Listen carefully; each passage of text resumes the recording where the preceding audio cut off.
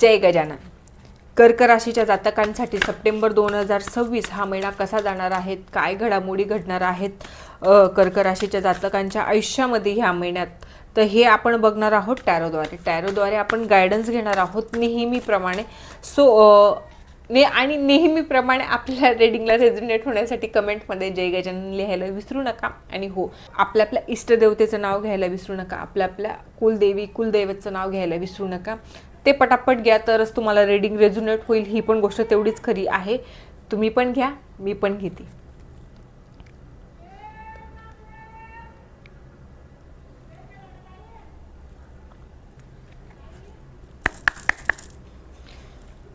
चला आता आपण सुरुवात करूया.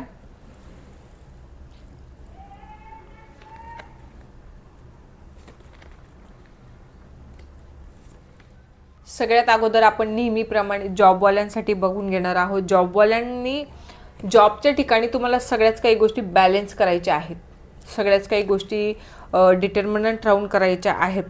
म्हणजे पण तुमचं वर्क असंच असणार आहे की तुम्ही म्हणजे स्वतःच पर्सन असे आहात तुम्ही की तुम्हाला जस्टिस आवडतं. म्हणजे जे आहे, जे बोलाल, जे तुम्ही विचार कराल, जे विचार तुम्ही लोकांना सांगाल, त्याच्यावर तुम्ही स्वतः इम्प्लिमेंट केलेलं असेल, तुम्ही स्वतः त्या गोष्टी फुलफिल करतात पूर्ण. म्हणजे ते नियम असतील, त्या सगळ्या काही गोष्टी तुम्ही स्वतः फॉलो करतात. म्हणजे न्याय करतात. म्हणजे स्वतः जे करतात तीच अपेक्षा दुसऱ्याकडनं करतात. असं नाही, बरेच जण असे असतात ना की जे दुसऱ्यांकडनं खूप काही करवून घेतात, पण स्वतः काहीच गोष्टी पूर्ण करत नाहीत किंवा ते नियम स्वतः फॉलो करत नाही. तसं नाही आहे. तुम्ही प्रत्येक गोष्टीला तराजूच्या दोघी बाजूंनी विचार करतात. जे सगळ्या काही गोष्टी तुम्हाला बॅलन्स करायला आवडतं, सगळ्या काही गोष्टी छान करायला आवडतं. पण मग अशामध्ये काय होतं की समोरच्याला तुमचा फक्त ॲग्रेसिव्हनेस दिसतो की तुम्ही ॲग्रेसिव्ह आहात. कारण कसं असतं, सगळेच लोक असे नसतात ना की जे आपल्या विचारांवर चालतील किंवा आपल्यासारखाच समोरचा व्यक्ती असेल, असं नसतं कधी. आपण जसे आहोत तसाच समोरचा राहील असं नाही आहे. मग त्याच्याने काय होईल की थोडंसं एकटे पडल्यासारखं, नाराज, सॅडनेस ह्या काही गोष्टी तुमच्या आयुष्यामध्ये येतील आणि हा प्रवास तुमचा थोडा खडतड होत जाईल, असं होईल. तसं लोक जे करतात त्यांना करू द्या, तुम्हाला जे करायचं ते तुम्ही करा. लोक म्हणजे म्हणतात ना, किसी के फटे में टांग नहीं अडानी चाहिए, तशीच गोष्ट आहे की तुम्हाला फक्त तुमचं वर्क तुम्ही ज्या चांगल्या वेने करतात तुम्ही करत राहा. लोकांकडनं ती अपेक्षा करण्याचा प्रयत्न करू नका. चला तर आता बिझनेससाठी बघून घेऊ की बिझनेससाठी हा महिना कसा असणार आहे. बिझनेससाठी हा महिना थोडंसं अप अँड डाऊनचाच आहे. म्हणजे हार्ट ब्रेकिंग गोष्टी तुमच्यासोबत घडणार आहेत. तर तुम्ही म्हणाल हार्ट ब्रेक फक्त रिलेशनशिपमध्येच होतं का, तर नाही, प्रत्येक गोष्टीत होतं. तुमचा पार्टनर असेल, काय सांगता येतं, त्याचं प्लॅनिंग फ्लर्टिंग वेगळी चालू असेल, त्याचं त्याने दुसरं काही निर्माण करून घेतलं असेल किंवा खूप प्रॉब्लेम्स क्रिएट करून ठेवले असतील तुमच्यासाठी आणि अचानक तुम्हाला माहिती पडतील. आणि त्याच्यानंतर मग दुःख तर होतं, हार्ट ब्रेक होतं प्रत्येक गोष्टीमध्ये, प्रत्येक रिलेशनशिपमध्ये. असं नाही की फक्त कपल्स आहेत तर कपल्समध्ये हार्ट ब्रेकिंग मुमेंट येतात, फॅमिलीमध्ये पण येतात बऱ्याचदा. किंवा एखादा एम्प्लॉई असा असेल जो तुमची इन्फॉर्मेशन लीक करत असेल, ही गोष्ट तुम्हाला माहिती पडली. पण ही गोष्ट पण तेवढीच खरी की हे तुमचेच आहेत. तुमचा ज्याच्यावर अतिविश्वास आहे त्यांच्याचकडून ह्या गोष्टी घडणार आहेत, ही पण गोष्ट तेवढीच खरी. मग याचा अर्थ असा होईल का की तुम्ही प्रत्येकावर शक घ्याल. आणि जर प्रत्येकावर आणि ही सिच्युएशन अशी आहे ना आत्ताची की तुम्हाला ऑलरेडी असं वाटते की तुम्ही एकटे आहात. आत्तापर्यंत जे कष्ट तुम्ही एकटेच करत आलेले होते की कोणीच नाही राहिलेलं, तुम्हाला स्वतःला आता लोनलीनेस फील होते. तुम्ही खूप पुढे चालत आलेले आहेत काही गोष्टी करून म्हणजे कष्ट करून इतके लांब आलेले आहेत तुम्ही आता की सगळ्याच काही गोष्टी प्रॉब्लेमॅटिक होत आहेत, सगळ्या काही गोष्टी तुम्हाला प्रॉब्लेमॅटिक वाटत आहेत. असं झालं आहे की आता की तुम्ही एकटे पडल्यासारखं, एकटे राहिल्यासारखं, की कुणाला सांगूही शकत नाही, बोलूही शकत नाही, अशी काही सिच्युएशन तुमची झालेली आहे. तर मनमोकळे व्हा, मनमोकळे होऊन बोला. ज्याही काही गोष्टी, जोही त्रास तुम्हाला होतोय, जे प्रॉब्लेम्स तुम्हाला क्रिएट होत आहेत, ज्याच्यामुळे लोनलीनेस तुम्हाला येतं आहे, त्याच्यावर काहीतरी तुमच्या पार्टनरशी बोला किंवा ज्याच्याशीही तुमचे रिलेशन चांगले असतील त्याला हे सगळं सांगण्याचा प्रयत्न करा. त्यांच्याशी बोलून मन हलकं करण्याचा प्रयत्न करा. कारण ह्याच जर गोष्टी आतमध्ये आपण दाबून ठेवल्या तर खूप मोठे डिसीज तयार होत असतात, जे बरेचसे आजार तुम्हाला लागू शकतात. परिवाराचा विचार केला असता तर परिवारामध्ये थोडंसं म्हणजे काही अप्स अँड डाऊन असल्यामुळे म्हणजे बऱ्याच फॅमिलींमध्ये असं असतं ना की विभक्त होण्याचे चान्सेस असतात, किंवा जे एखादी फॅमिली असते जे वेगळे वेगळे फॅमिली होत राहतात, किंवा काही कारणास्तव तुम्हाला तुमच्या फॅमिलीपासून लांब जावं लागते, काही कारणास्तव तुम्हाला तुमची फॅमिली सोडावी लागते. म्हणजे आतापर्यंत जी जॉईंट फॅमिली होती त्याच्यातनं तुम्ही तुमचा परिवार असेल, तुमचे वेगळे असाल, किंवा जॉब विषयी असेल, बिझनेससाठी असेल, एनिथिंग कुठल्याही गोष्टींसाठी तुम्हाला तिथून बाहेर जावं लागतंय. आता तुम्ही सॅड आहात, आता तुम्ही दुःखी आहात, तुम्हाला हा निर्णय पटत नाही आहे, स्वतः तुम्हालाच आवडत नाही आहे, तुम्ही पण म्हणजे सॅडनेस फील करतायत, तुम्ही ह्या टफ सिच्युएशनला सामोरे जात आहेत. पण हो, ही गोष्ट पण तेवढीच खरी की एक वेळ असं येईल, एक सिच्युएशन अशी येईल जी तुम्हाला वाटेल की जे झालं ते खूप छान झालं, जे झालं तर बेस्ट झालं, असाही सिच्युएशन तुमच्या आयुष्यामध्ये येऊ शकतं. आता हर्डल्स आहेत, आता अप्स अँड डाऊन खूप चालू आहेत, आता नाराजी खूप चालू आहे, एन्झायटी होते, तुम्हाला डिप्रेशन होतं, ह्या पण काही गोष्टी होत असतील. तर मग जर विचार केला असता तर काही गोष्टी होतील, पुढे जाऊन तुम्हाला समजेल. स्टेबल जे चेंजेस होणार आहेत त्याच्यामध्ये स्टेबिलिटी ठेवा. हर्डल्स काही येतच राहतील, हर्डल्सच्याकडे लक्ष देऊन काहीच फायदा होत नाही.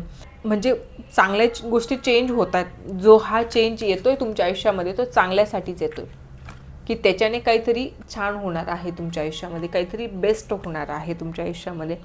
कपलच्या बाबतीमध्ये विचार केला असतात तर कपलच्या बाबतीमध्ये तुम्ही ऑलरेडी एक हार्डवर्किंग पर्सन आहात. जसं मी अगोदर पण सांगितलं, जॉबच्या ठिकाणी असेल, बिझनेसमध्ये असेल, तर तुम्ही खूप हार्डवर्किंग पर्सन आहात. याच्यामध्ये काय होतं की अति ओव्हर हार्डवर्किंग व्यक्ती असला ना तर त्याचे रिलेशन खराब होऊन जातो, कारण त्याच्या माइंडमध्ये सतत काम काम काम, पैसा, काम, बिझनेस, ह्याच सगळ्या गोष्टी फिरत असतात.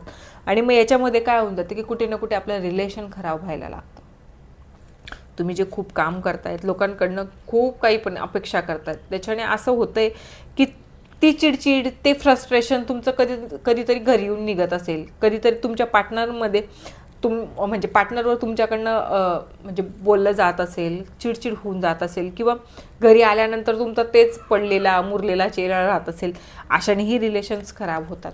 ॲक्च्युली तुम्ही पर्सन खूप ग्रेट आहात, म्हणजे अनुभव आहेत तुमच्याकडे ज्या काही गोष्टी आहेत सगळ्या छान आहेत. तुमचा व्यवसाय, बिझनेसच्या बाबतीमध्ये असेल किंवा नोकरीच्या बाबतीमध्ये असेल, तुमचं माइंड खूप शार्प आहे, खूप हार्डवर्किंग पर्सन आहात. तुम्ही तुमचं काम काढून घेण्यासाठी साम दाम दंड भेद सगळं यूज करतात, पण म्हणजे सोर्सेस पण तितके आहेत तुमच्याकडे, तुम्ही माइंडली स्टेबल पर्सन आहात. पण मग असा पर्सन ना कुठे म्हणजे रिलेशनशिपमध्ये कमी पडतो. सो रिलेशनशिपलाही वेळ द्या. जसं मी सांगितलं की पार्टनरची गरज आहे तुम्हाला, तुमच्या पार्टनरशी व्यवस्थित बोलण्याची गरज आहे, पार्टनरची साथ घेण्याची गरज आहे. सो गायडन्स हीच असेल, काय सांगता येतं.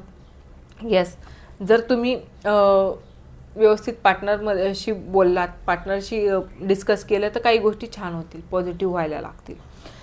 आता पण हेल्थच्या बाबतीमध्ये येस, जर तुमचा हार्ट ब्रेकिंग चान्सेस आहेत, जर तुम्ही म्हणजे न्याय करण्याच्या नादामध्ये तुमचं स्वतःचेच काही विचार खराब होत आहेत, किंवा परिवारामध्ये स्थलांतर होत आहे, तर कुठून तब्येत व्यवस्थित राहणार आहे, कुठून म्हणजे हेल्थ चांगली राहणार आहे. सेम तुम्हाला एन्झायटी, डिप्रेशन, झोप न लागणं, ह्या सगळ्या काही गोष्टी होत असतील. म्हणजे ह्या सगळ्या गोष्टींना तुम्हाला सामोरे जावं लागतंय, तुम्हाला झोप व्यवस्थित येत नाही आहे, तुम्हाला म्हणजे डोक्यावर टांगती तलवार आहे तुमच्या, असं समजा की कंटिन्यू तुम्ही तोच विचारामध्ये, म्हणजे एन्झायटी, डिप्रेशनची इतके म्हणजे भयंकर पेशंट झालेले आहात तुम्ही की आता तुम्हाला कुठलीच गोष्ट समजत नाही आहे, कुठल्याच गोष्टी मोकळ्या होत नाही आहेत तुमच्यासाठी की काय करावं काय नाही. पण गायडन्स जर म्हटलं तर डिटर्मनंट राहा. तुमच्या थॉट प्रोसेसला कुठेतरी डायवर्ट करण्याची गरज आहे, थॉट प्रोसेसला कुठेतरी स्टेबल आणण्याची गरज आहे. जे तुमच्या क्षणात काय म्हणजे असं होतं पण आहे तुमच्या आयुष्यामध्ये. तर त्याच्यामुळे काय होतं की पण मग काय होणार आहे, खूप विचार केल्यानंतर जसं सांगितलं मी, हेल्थ डिसीज स्टार्ट होणार आहेत.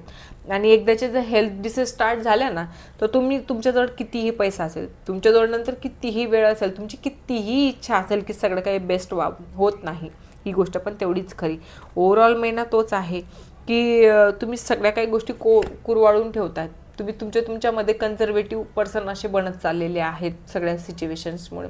तर त्याच्याने बाहेर निघण्याची तुम्हाला खूप गरज आहे. पैसा सोडा हातातनं, थोडं मॅच्युरिटीने बिहेव करा, इमॅच्युअर बनू नका, सगळ्या काही गोष्टी व्यवस्थित बघा. जर ही रिडिंग तुम्हाला रेझोनेट झाली असेल तर तसं कळवायला विसरू नका. आणि हो, ज्यांना पर्सनल रिडिंग घ्यायची असेल, ज्यांना पर्सनल गायडन्स घ्यायचं असेल, टॅरोद्वारे असेल, एंजलिक चॅनल पण आहे, मी त्याच्याद्वारे घ्यायची असेल, रेकी हिलर आहे, तर ह्या काही गोष्टींचा जर तुम्हाला फायदा करून घ्यायचा असेल तर स्क्रीनवर नंबर येतोय, त्याच्यावर कॉन्टॅक्ट करा, मेसेज करा, कॉल करू नका कोणीही. मेसेजमध्ये तसं तुमचे प्रॉब्लेम सांगा, मी तुम्हाला वेळ करून आपण रिडिंग घेऊ. सो गायडन्स आवडला असेल तर लाईक शेअर सबस्क्राईब करायला विसरू नका आणि कमेंटमध्ये जय गजानन लिहायला विसरू नका. जय गजानन.